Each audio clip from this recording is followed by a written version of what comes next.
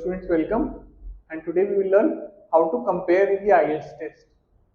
Comparison is primarily used to find out similarities between two objects, two things, or two persons.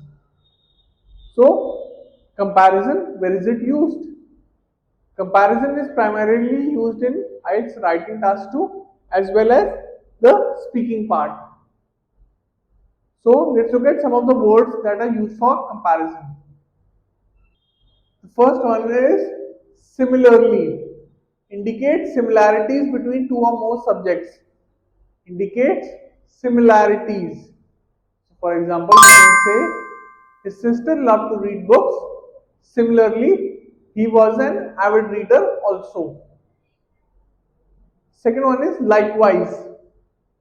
Suggests that something is similar to what was just mentioned. So, you can say he prefers to travel by train. Likewise, his sister loves to travel in trains.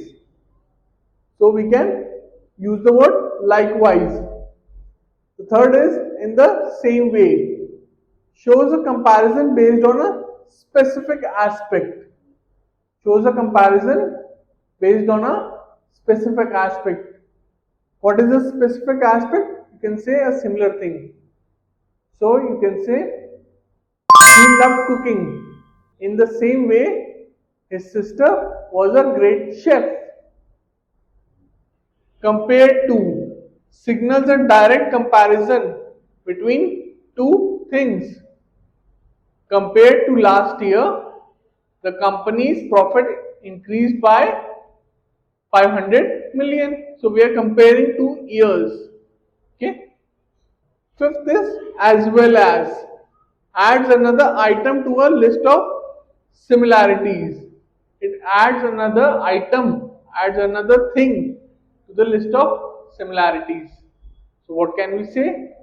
We can say both him and his sister love to travel as well as loved cooking.